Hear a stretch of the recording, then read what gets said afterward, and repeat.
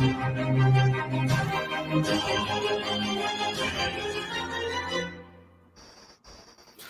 we're live, everybody. Sorry for a little bit of delay. Glad everybody's here. Welcome to the first episode of the Mod Brothers Presents Sunday Spotlight. You know me, I'm Han Star. With me, I have my co-host Mox. Our guest tonight is Anthony, a.k.a. Midnight Images. You want to go on and tell everybody about you and your channel, Anthony? How you guys doing? First, thanks for having me on, as usual. My name's Anthony. I have a channel called Midnight Images, and on that channel, you get to see me play my guitar, jams out some songs, some commentary. I try not to get too involved with the commentary. But every now and then it has to be done. And some drawing videos, unboxing of comics, stuff like that. So if you're into comics, art, and music, definitely check me out. All right. So everybody that knows you around the community, a lot of them, I would say, know you a lot for music, from seeing around karaoke and stuff like that. But you're also an artist, a comic book artist. What would you say your first love was, art or the music? That's a tough one. I'd probably have to say art. I think I started drawing first. I don't know what you would say my first love was, because I always loved music also, but I guess my first foray into chasing some kind of dream, so to speak, would be art. Yeah. I started drawing first. Okay. Is there a certain type of art you prefer over others? I know you're really into comic books. Is there any other different styles or passions you have? Well, obviously comic book illustration is my favorite, but take that out of play, and then I'd probably have to say just like Renaissance paintings. I don't get too into abstract, especially if it's like obscenely postmodern, but some abstract is actually pretty good. Yeah, I'd have to say I'm really more like I love realism, you know, so like any especially the old Renaissance oil paintings and stuff like that. That's probably, but yeah, at the top of the list would be comic book illustration. Okay. Yeah, I agree with you on that. Some of the modern stuff is all right, but I would agree. I like the more realist stuff, especially the older realist stuff. The way they use shadows and all that stuff is great. Right. Backtracking to your other artistic side, was there anything specific that got you into playing the guitar? The guitar specifically? Or your beginning into music? If you'd rather tell the whole story. Yeah, I mean, getting into music, I always loved music. So when the opportunity came, I remember in elementary school. Well, I guess technically when I was like I was about 6 years old, my mother got me my first acoustic guitar. It was like yay big, you know, it was like for a kid. And I think I took like a month's worth of lessons, and that probably sparked my interest in music, but not necessarily the guitar at the time. But it was like a month worth of lessons, and then financial reasons, and then next thing you know, we move out of Brooklyn into Jersey a couple of years later, and just never really got back into it until I came out to Jersey. I guess I was about 9 or 10, and I remember them coming out to the elementary school saying, you know, take these slips to your parents, and if you want to learn how to play an instrument, and it's the usual stuff you learn in school, at least back in the day. I don't know, maybe they've expanded, but it used to be just like the woodwind and brass instruments, you know, like violin and flute and stuff like that. Right. Saxophone, trumpet, trombone, you know, they would teach drums, but it was always like the individual, like they would teach you how to, you know, one guy would play snare drum, the other guy would play bass drum, you know, stuff like that. And I remember, and I was so angry with my mother, but I fast forward and I'm so happy at the same. I'm glad she did it at the same time. I wanted to play trumpet really bad, and I don't remember exactly why, but I just wanted to play trumpet. And she's like, "No, you're gonna play saxophone." And I was like, "But I don't want to play saxophone. I want to play trumpet." She's like, "No, you're gonna play." I think for her, she just didn't want the loud like the noise of the trumpet, like especially in the beginning when you really can't play well. Yeah. So I think that was her reasoning. But turns out I fell in love with the sax, and I literally played that from like 9 years old all the way up through graduating high school. And I played in every school function band I could get into: jazz band, concert band, marching band, the whole nine. And when I was about 12, my sister wanted to take piano lessons, and so my mother bought her, piano, and she started taking lessons, and I just started. My grandfather was an idiot savant. Like, he actually helped me with both music and art, and he never took a lesson for either in a day in his life. I remember going back to art. He was catching me tracing old comic books. And I remember this one specific incident was a Captain America comic. I wish I could remember the number. I'd go buy it again just for nostalgia. And I was tracing it, and he goes, "No, that's not how you do it." And he told me to take the paper instead of putting it over the comic. Now, this obviously ruins the comic, but he wasn't thinking as a collector. He was trying to teach me how to draw. He said, put it under the page, under the picture that you want to draw it. He's like, now trace over the picture as hard as you can. So I did. The outline of Captain America and some of the muscles and stuff like that. And then he goes, okay, take the paper out. So I take the paper out, and there's like a vague indent on the paper. And he takes the comic book away from me, and he goes, now fill it in from memory. And that's how I started to learn how to draw, because all I had was an outline. I didn't have the details, Yeah, so you had to fill them in using your memory of looking at the picture. Right. So, and I remember going back to music, he'd sit at the piano after dinner, excuse me, and he'd be clanking away on these keys, and it was the most god-awful sound you ever heard in your life. And then he'd go get his cup of coffee, and he'd go outside to have his cigarette, and he'd come back in like 15, 20 minutes later, sit back down at the piano, and all of a sudden he's playing like White Christmas, like you wouldn't believe. And that whole time before, he was just hitting notes just to hear the sound of the notes. And he pieced it all together, went outside, thought about it, came back in, and boom, he knew the whole song. So I started kind of doing the same thing, and I had to step up. I actually knew how to read music. So like I took my sister's book, I looked at, what's the C, what note is C, what note is D, and so on and so forth. And I started teaching myself how to play. Next thing you know, I'm taking lessons, and great teacher. She was actually John Bon Jovi's teacher about 10 years before she was my teacher. Oh, wow. Yeah, she was Beverly, her name was. She was awesome. Well, he grew up in the town next to mine, the town that I grew up in. So,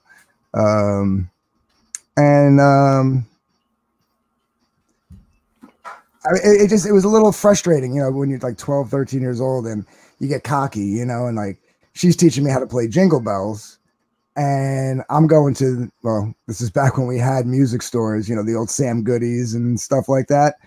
And I'd go down to and in the back, they always had the sheet music section, and I'd go get sheet music, and I'm coming back playing Queen Bohemian Rhapsody, and she's teaching me Jingle Bells. So I wish I wasn't so cocky back then, because I was, after like a year, I was like, Ma, this is a waste of money. I don't need her, blah, blah, blah.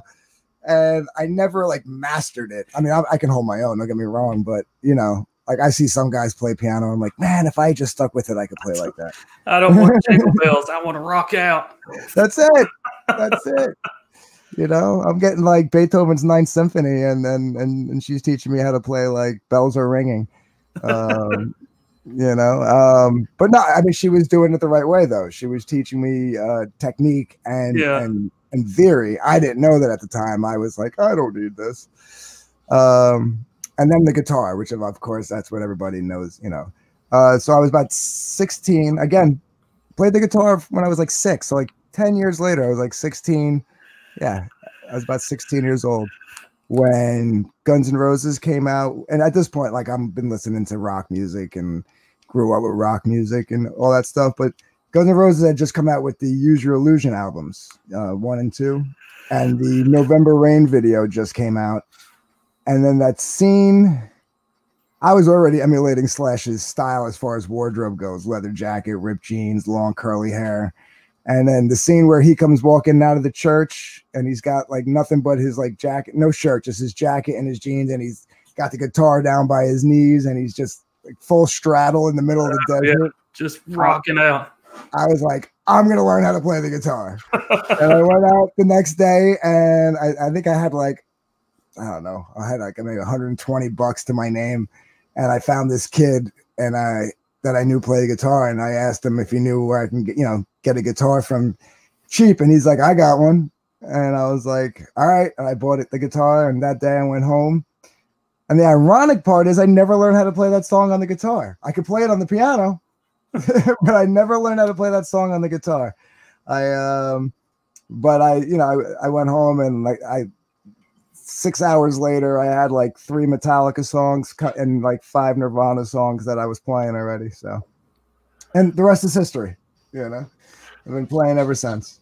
I'm kind of curious to ask, because I know you are really skilled in your ability to play music and in art.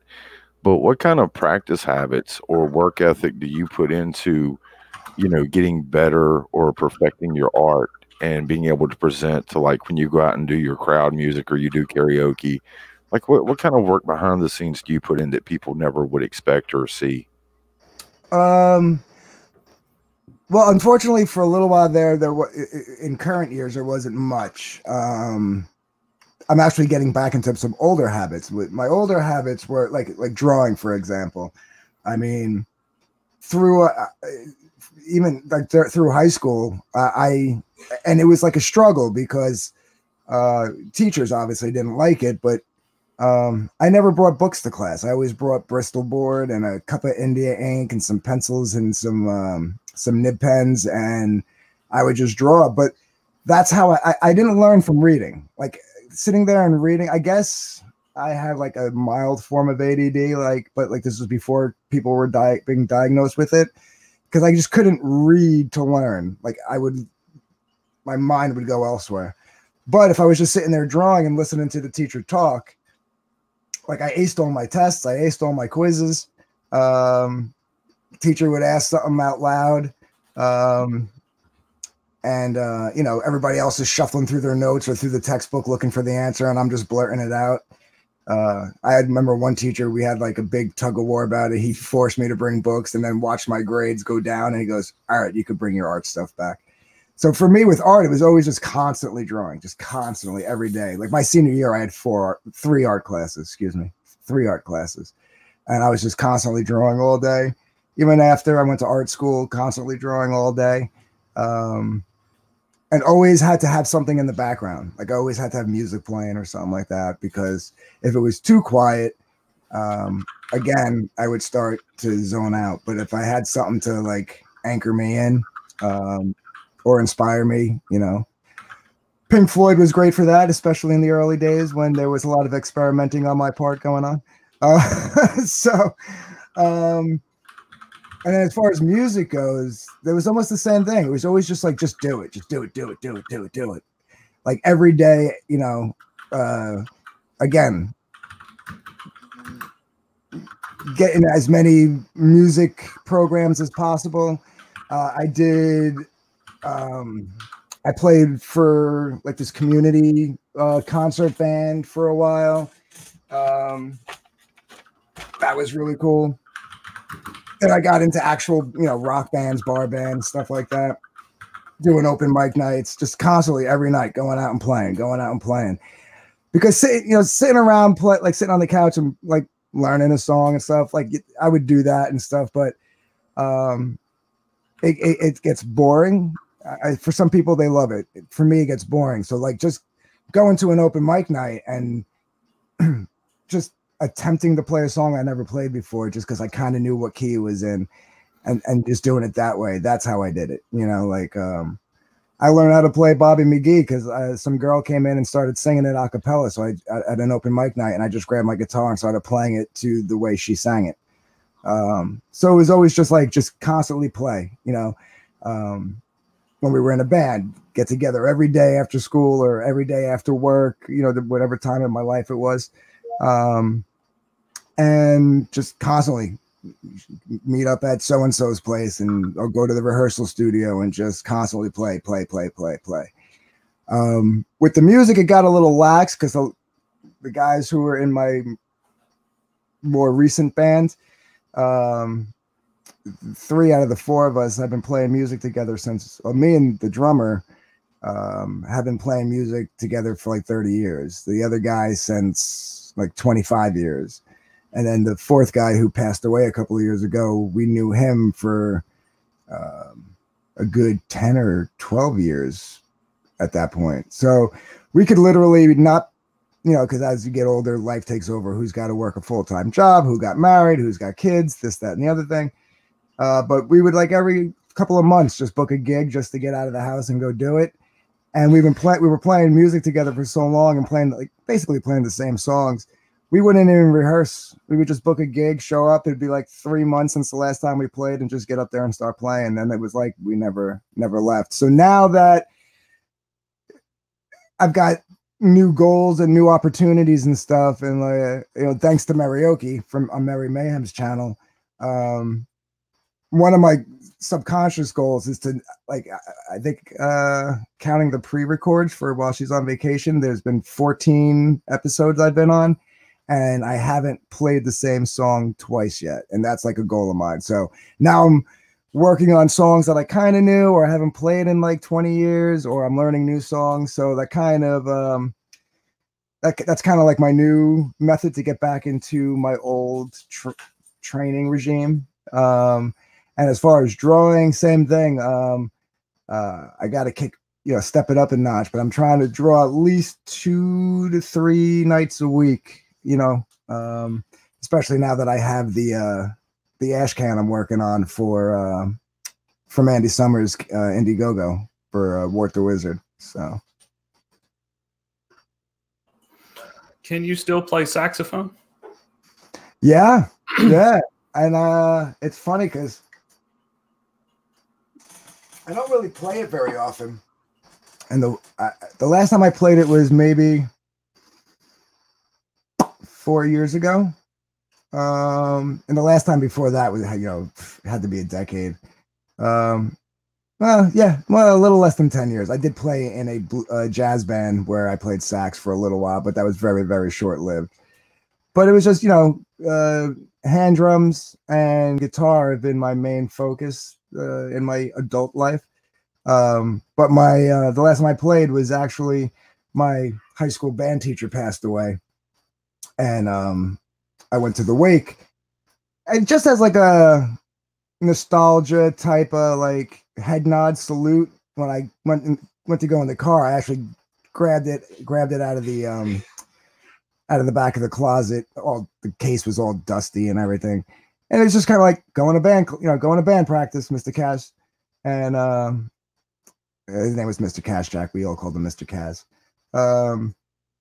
And I threw it in the trunk, didn't think nothing of it, drive to the funeral home, and bunch of guys that, that I went to school with, some of them from the township, the county community band concert band I played in was actually run by him. That's how I got into it. So a lot of the guys from there were there, and they were going to play, because whenever he talked about when he finally goes, he always said he wanted, now I can't think of the name of the song. I can't think of it. It's going to bother me now. I'm very upset. I'm drawing a blank on the title. It was old, like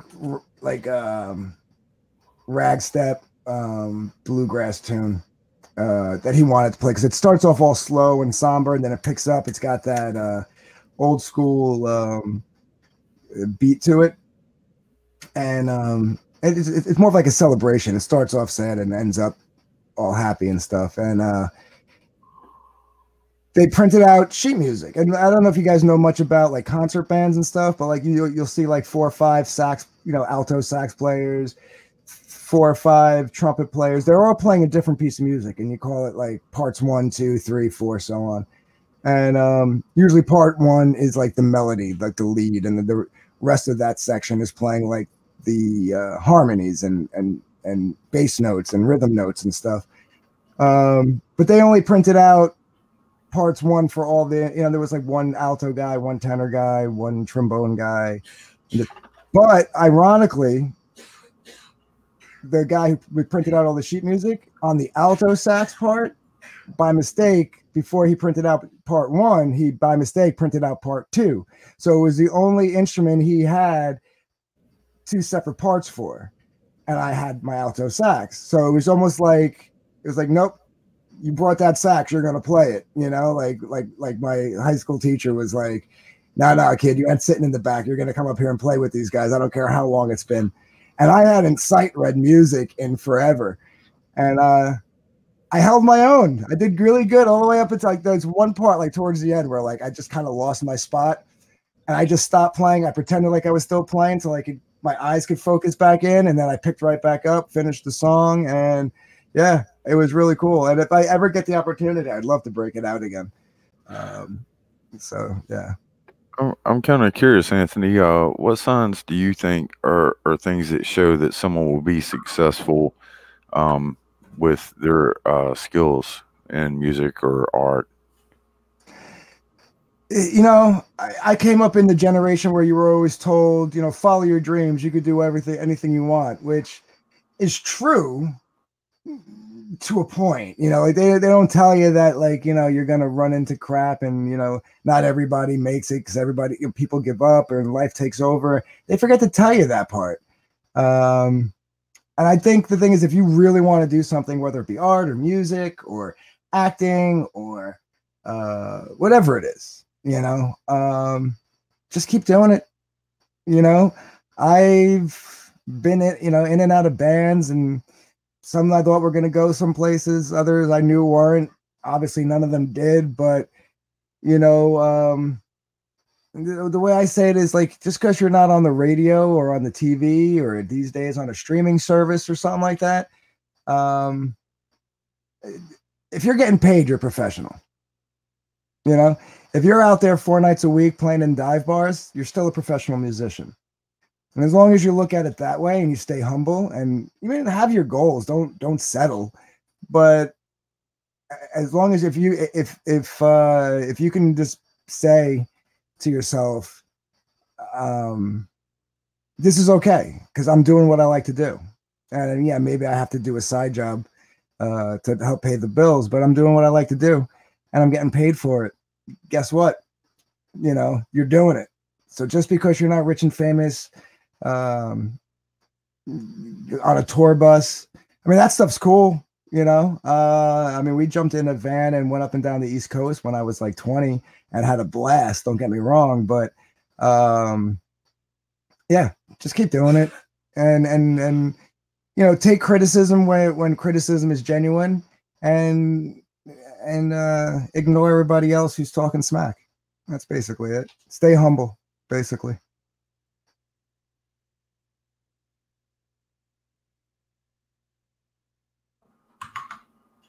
If there was one thing you could change in either of the industries, or both, if you want to do a 2-part question, what would it be?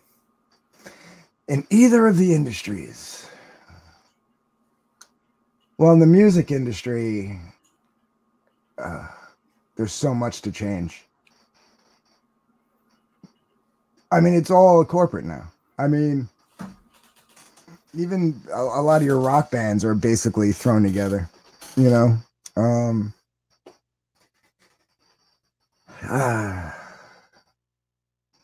It's weird because, you know, you wanted to say like, oh, just go back to the way it was in like the 60s, 70s, and 80s and stuff, but it was kind of crap back then too, because while it was about the music, it's not so much about the music anymore. That's the problem. Where it was about the music back then, they didn't have these people to make the mistakes that we know now, where like, I mean, Paul McCartney doesn't, well, maybe he does now, but, you know, for the longest time, the Beatles didn't even own their own music. You know what I mean? So it's like, with the music industry, it's like, take what we know now and the protections that the artists take to protect themselves now. But, you know, what's that old saying? Youth is wasted on the young. Oh, yeah. it's almost the same thing in the music industry. It's like the garbage that's going on, that's being pumped out today, is these people are whether it be the labels or the artists, they're benefiting from the mistakes that were made by the people who were actually, even the record, there was record label execs and scouts and stuff that were diehard about the music. And a lot of times it wasn't about just the money. Like, of course that was their job, but like they heard something, they were like, that is great music and that's going to make some money. Now it's like, what can I do to make this person sound good to make some money? You know what I mean? There's like it's a whole different field. So I would say if we could like totally merge the two and kind of like, and in the early 2000s, you almost felt like it was going to happen with the rise of like the independent artists, because a lot of like venues came out to help independent musicians get their stuff out there to people where they normally wouldn't be able to. Problem is with music, just like any other kind of digital content, services pop up so much that you just get drowned. And then there's so many people, you just kind of like, like if in the beginning it was great, you went onto a site, you were like one of a couple of hundred people on the site getting your music out. By the end of the year, there were thousands of musicians trying to get their music out there. And then of course there's the whole pirating and stuff like that. So it's not as easy as people would like to think it is. It is, obviously, but there's still pitfalls that go along with going the independent route.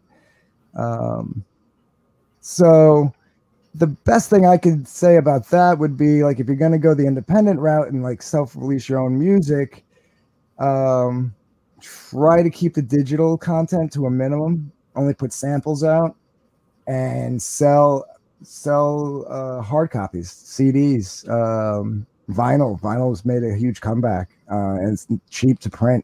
It's actually cheaper. I think it's almost probably at the same amount of money now as it is to pop out a CD. But that's what I would do. Just get a website, put samples of the music out, and just get out there and play. That's really where they're making their money now, is by playing and merchandise. So make sure you have merchandise too, as sad as that sounds. And as far as comic book industry, well, that's a whole other situation, but it's a lot easier to get your own stuff out there without having to rely on the digital market. There's crowdfunding. You could crowdfund to make your record, right? But once you make the record, what are you going to do with it? If you put it out there, it's going to get pirated, So the nice thing about the comic book medium is, you're basically still dealing with hard copies, because while there is digital comic book sites out there, digital didn't take off in the comic book industry as it did in like the music industry. It kind of plateaued out. There are people who read it, but the diehard collectors, they want that comic in their hand. So it's a lot easier nowadays to like start up a Kickstarter or an Indiegogo and get your stuff out there. And then, if you make enough money, then you can start looking into regular distribution to get it to the mainstream market. But otherwise, you just go direct sales, direct to the customer. So it's a lot easier. So I wouldn't change anything about that. But as far as getting into like any mainstream comics, I mean, the first thing you got to do is get all the psychopath, social justice idiots out of the business. I'm not for deplatforming anybody, but they basically ate that industry to death. DC Comics is probably on its way out the door. DC Comics, the forerunner of what we know as modern day comics, is probably going to be out of business in the next 2 years. Okay. We'll do one last question before we switch gears a little bit. Do you have any future goals or plans in your art or music you'd like to talk about?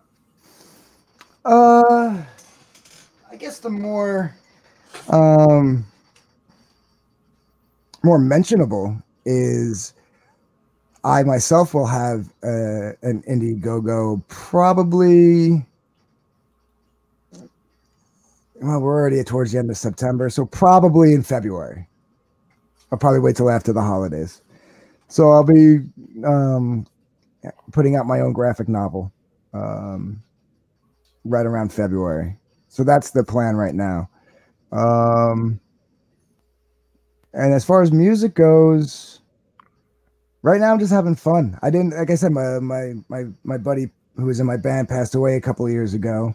And about 2 months after he passed away, I found out that one of the guys who originally started the band with me back in '98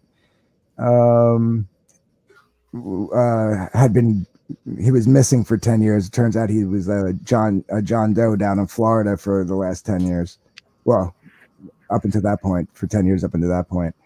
So I didn't play my guitar for like the longest time. I think it was about 2 years. And then I got onto one of the Marioki streams just by chance.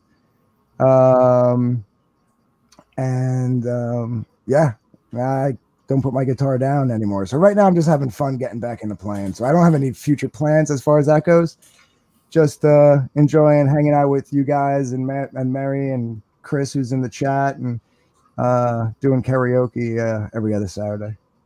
That's basically my plan right now. All right, now we'll let's see. We'll change gears here and go into the next little part of the show.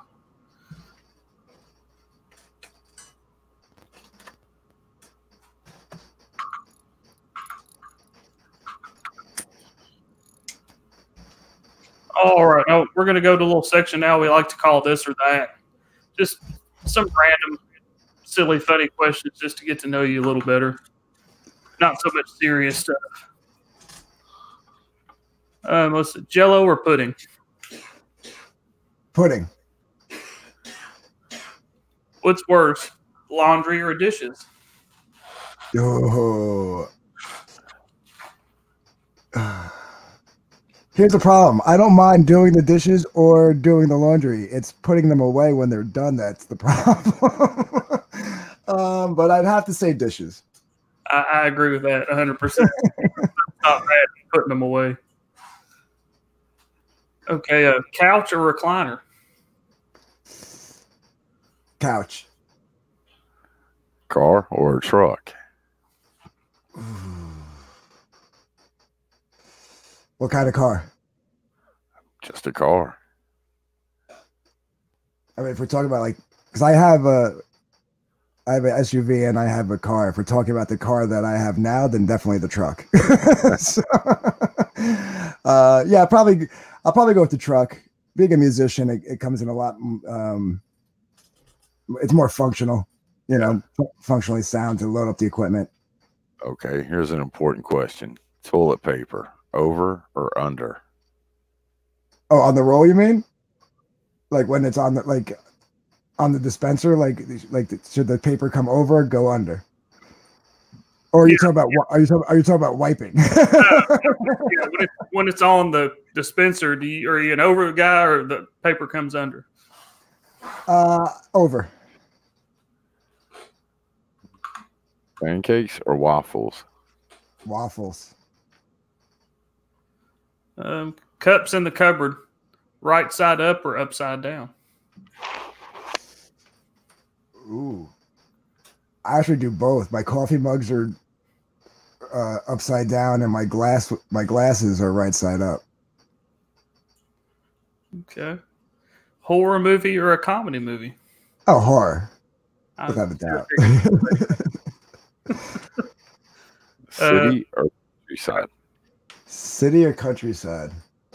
So I always said I was like the best hybrid because I was born and raised in Brooklyn, but I grew up in the burbs of Jersey. So I can go in the city and not look like a tourist, but I can hang out in the back, in the backwoods of like central Jersey with a bonfire going off-roading with a beat-up Honda truck. But I prefer the countryside. I do prefer I do prefer. I love going into the city. I couldn't live there. I have to live by like forest and ocean. I need both those in my life. Save or spend? I'd like to say save, but I definitely spend. I know I should save, but I just see too much shit I like. I think a lot of us are in the same position. Sweater or hoodie? Sweater or hoodie? Neither. No, I would say sweater. I do have like 3 sweaters I wear during the winter, but like they're like I wear them as shirts, you know. But yeah, otherwise neither. I'm more of like a flannel. I'm a flannel guy. Ninjas or pirates?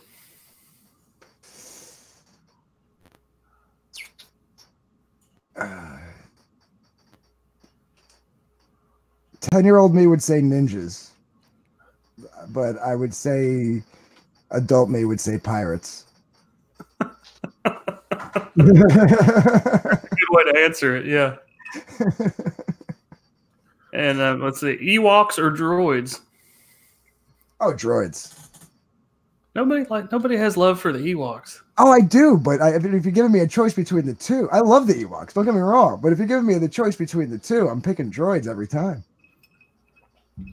Are you I think I already know the answer to this. Cats or dogs?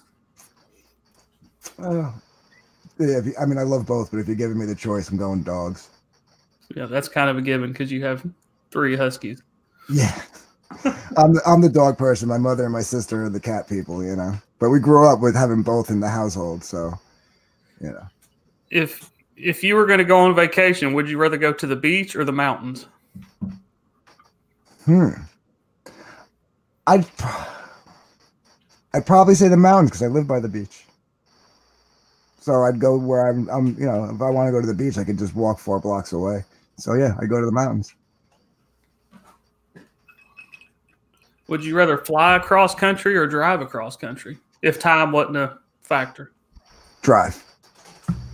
I've only flown once. Well, twice if you count because it's a round trip. But yeah, I've only flown one time, like one vacation. Every other vacation I've ever taken, I've driven. I like road trips. I like the movie Road Trip. Yeah, that is a good movie. That is a good movie. Another funny one's Euro Trip. Yeah. That one's hilarious. Chris is saying so grunge of you. Yeah, well, I mean, I was in high school in the early '90s, bro. What do you want from me? Yeah, I was a flannel guy in the early '90s too. So let's change gears again to the final and most fun part of our show. Ooh. Well, in Mox and I's opinion, the most fun part. It may not be the most fun part to Anthony. Uh-oh. I take back my ooh. Das Boot. Oh, I'm going to get booted, aren't I? Das Boot, the portion of the show where we ask you random questions, and if you get a question wrong, we kick you out. Okay. That's the Das Boot part. Gotcha. We will, of course, bring you back to close out the show, but Das Boot is you get the boot to the backstage where the groupies and the catering is. All right, so I'm used to green that. room. Yeah, to the green room. So it's not all bad. Okay. 223 or 762 by 39 ammo. Wait, say it one more time. 223 or 762 by 39 ammo. 762. Okay. Good answer. Yeah. Ford or Chevy? I have both. Ford. Work hard or play hard? Both. Yeah, I'm going with both. Do I have to pick one? It's this or that. Oh, so this is like an extension of this or that. And I'm going play hard. Okay. Bar or club? Bar. Mudding or boating? I'm on the Jersey Shore, guys. I got to say boating. Not bad. That's not bad. Football or baseball? The only two sports I like. But football. Okay. NASCAR or drag racing? Drag racing. I agree with you on that one too. Tailgating or sitting on the tailgate? Explain the difference. Tailgating, like going to a sporting event where everybody hangs out in the parking lot and grills.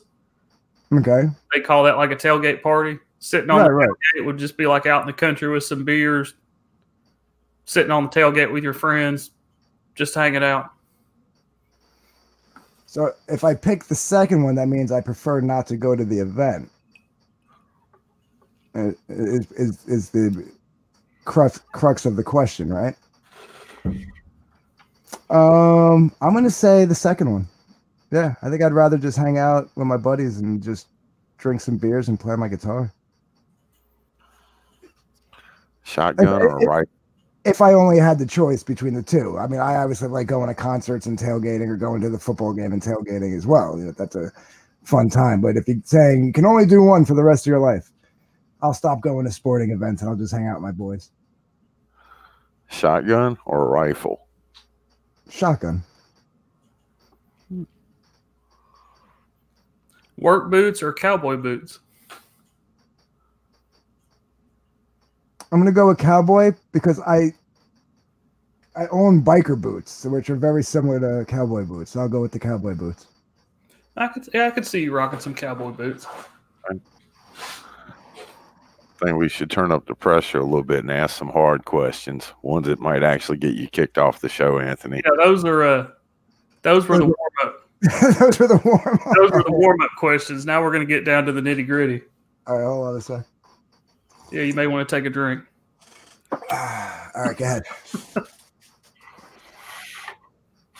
Beer, U.S. or import? U.S. Rod and lawnmower or a push lawnmower? Well, I've never owned a ride-on, so I'm going to go with ride-on because I really want one. Okay. Beef or venison? Ooh, they're both really good. I'm going to go with beef. Oh. Das Boot. Das Boot. What he didn't think of, Mox, is we're country boys. Yeah. It's deer or die. I knew you guys were going to go with venison, but dude, I love my prime rib, man. I actually ate prime rib today and then went and got a cheeseburger tonight for dinner. But I do love, a friend of mine makes, his wife, I shouldn't say he does, my friend of mine's wife makes the best venison meatloaf that I've ever had in my life. It's so good. It's so good. You have to think it's country boys making the questions up. Right, well, I was just answering honestly. I knew that one was probably going to get me booted. Eat more gator. I ate gator in Florida. It was really good. Gator is actually really good. I had some last time I was in Florida. Yeah. As an appetizer, they call it, the menu called it gator bites. They were like little, like, I don't want to say balls, but like little balls of gator meat that were like Cajun style. They were blackened and sauteed, and they were delicious. Well, you're officially the first person to get to participate in Das Boot. I'm honored. So, salute to you, Anthony, for being our first participant in Das Boot. And Chris is still in the chat. Real Review 3000. We'll give him a special shout out again because he's the one that actually made the sound Das Boot sound for that transition. Oh, nice. Yeah, he put that together for us on very short notice. That's awesome. So is there anything else you'd like to bring up or talk about? Any other projects you're working on or projects you're working on for or with other people you'd like to plug? Well, I would just say keep an ear out. Because once I'm done with the Ashcan for Mandy's campaign, which hopefully I'll be done with that in by the first week of October. so she can get it to the printers in November. I am kind of, I don't want to say anything specific, but I am kind of talking about, well, I haven't in a while, but I was talking with somebody about doing art for their project. They're thinking of writing a graphic novel. It's a really good concept. I wish I could talk about it a little bit more. It's the early life of a historical media figure, who I would say is probably the original Comicsgate or original Fandom Menace, that this person. And the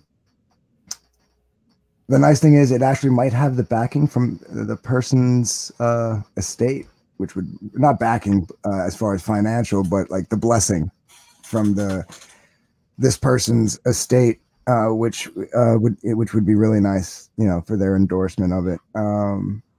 So once I'm done with that, I'm going to go back and revisit that conversation and see where that goes. Otherwise, yeah, just keep an eye out for that. Mandy's, you know, her book is still in demand, I believe. And, you know, so go grab that. You get my Ashcan free. There's another Ashcan that you can put on as an add-on. And it comes with 3 trading cards, and there's like 3 covers to choose from. You can get all 3 covers if you want. I'll have more to talk about, hopefully, that one, if that all goes well, you know, at least the secret project, if that, you know, if that all pans out, hopefully I'll have more to talk about that in a few weeks. Otherwise, keep an eye out in February for I have 2 books I'm working on myself. I think the first one I'm going to put out is going to be co-written by a buddy of mine. Again, I don't want to get too detailed, but it's based on the show 60 Days In. He was on a season of that. Oh, okay. Yeah, so we're kind of taking that and running with it. You guys ever see Natural Born Killers? Yeah. Oh, yeah. Remember the last 15 minutes, the prison riot? Well, picture that with the 60 Days In TV show and the psychological, horror of like the Saw movies, where like, what would you do to survive type of thing. And yeah, so that sounds like a really interesting project. Yeah. So I think that's the first one we're gonna do, because the other one I'm working on, I don't know. I've been working on that one for years, and I keep changing the direction it wants to go in, and I really just need to like sit down and like go, okay, where do you want this to go, and then I can go from there, because that one's going to be really good too. That one's more of like a supernatural horror, your typical monsters of the dark, kind of thing, with a little bit of a twist, because of course you have to have a twist, right? Oh yeah. But what you call it? So yeah, but the other one I'm like kind of excited for, because once, even though he was on a few seasons ago, I think when the new season starts this year, if they're even doing one, because from what I understand, I didn't watch the last 2, but the last 2 kind of like became shit shows where like the inmates were finding out about the contestants or whatever. So I don't know if they can keep it a secret, because that's the whole premise of the show, is to put these people in there,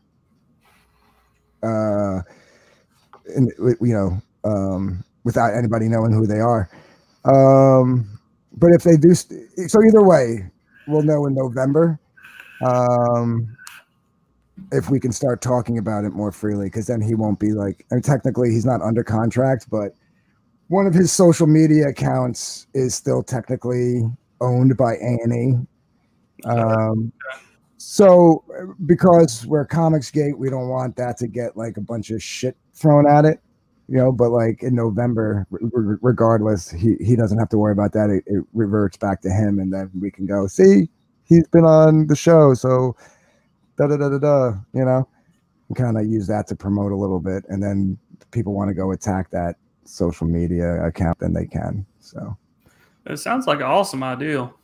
Yeah. It's going to be dark. I mean, there's going to be, obviously a lot of killing involved, but there's going to be a lot of like, there's gonna be a lot of dark stuff going on in that book. We're actually letting out all our demons in that story, you know, all our twisted shit that we imagined and growing up, because horror movies are our favorite, you know, and sometimes the best horror movies aren't necessarily monster movies, you know. So and I see that being really popular because there's a whole group of people that are really into the horror stuff and horror graphic novels and comics and stuff like that. Yeah, and I think because in the book it's gonna be we're gonna obviously rename it so we don't get sued, but in the book it's gonna be a reality show. It's basically gonna be 60 Days In, where they put regular people into this. In the book, it's going to be like season 15. You know, every season they got to up the ante a little, because in the actual show they just put them in county prisons. You know, they don't put them in county jails, I should say. They don't put them in prisons. Well, this is going to be like season 15. You know, and they're going to one up it, and they're going to put them in a high security maximum security federal prison, and then just so happens the same week that these people go into the prison, a prison riot breaks out, and yeah, it's good, and like, so everything is going to be like, it's going to be cool because it's going to bounce back and forth, like from like what's actually going on that's not being recorded on camera, and then like you'll see like the bullshit that you get to see on TV and stuff like that. We have a really cool concept going. I don't want to, like I said, give too much away just yet. I want people to like get hyped for it when the campaign hits. But yeah, I think it's going to be good, especially, you know, between people loving horror and people loving reality TV. I think there's going to be a decent market for it. Oh yeah, that definitely sounds cool. Sounds like a real interest to promote. I look forward to that. Yeah, you guys are two of the best that I know at promoting, so I would hope so. I give you my blessing. And the big question is, are we going to see the saxophone Anthony return to karaoke? Ooh. I'll tell you what, I will. I'll try to see if I can work something out. I'll try to see if I can work something out where it fits, like, you know, fits the motif of the show. If I can, I'll definitely do it. Apparently, once you get the book done, Chris Knight's already going to help you shop movie deals for it. All right, sounds good to me, man. And he can help me write the soundtrack for it too. I guess we'll get ready to wrap this up. If Anthony, unless you have anything else to talk about, you can go on and plug your channel again and your all your comic books and your music. Yeah, again, my name's Anthony. You can find me right now. You can find me over at Midnight Images. I will be doing a soft rebrand. I mean, the channel itself isn't going to change, just the name, to better suit what's going to be going on. But, you know, for right now, go definitely check out Midnight Images and subscribe, so this way when the rebrand happens, you're not looking for me going, where the hell is this guy? Because you'll see a lot of me playing my guitar. I got a whole, and everything's in playlists. So if you're into the music aspect, there's a playlist called Jammin', where it's just me playing my guitar. If you're into the art aspect, there's a playlist called Whips, which is work in progress. So it's just videos of me drawing. If you're into the commentary, there's, you know, that. If they're into unboxing of comic books, because I have a couple of videos on that. So it's all separated, so you don't have to go through every video if you don't want, or definitely go through them all and give them all a like. I'd really appreciate it.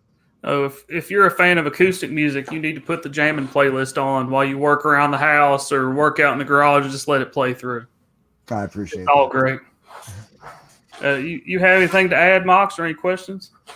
No, I just really appreciate Anthony giving up his time to be with us tonight, and I appreciate everybody in the chat coming out to hang out with us. Appreciate y'all. Have a great night. Have a good night, guys. And you're the first to survive or not survive Das Boot. I don't think anyone's going to survive Das Boot. We need to make up some T-shirts that say, "I did not survive Das Boot." That'd be funny. I'll echo what Mox was saying. We appreciate everybody being here. The first episode of the Mod Brothers Present Sunday night, if I can talk, Spotlight. In the card of the video, you also see some friends of the channel. Chris Knight, he's in the chat. He helps us with some audio. Go subscribe to his channel. Check out his content. He's a great guy. Mandy Summers, she still has her campaign going, Work the Wizard. Go check that out.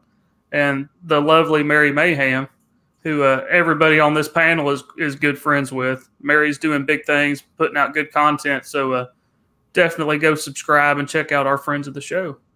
And other than that, unless anybody else has anything else to add.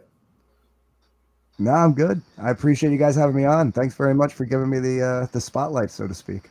We appreciate you being here, Anthony. And that'll be all for tonight, guys. Everybody say good night to everybody. Good night, everybody. Thanks for being here, everybody. Good night.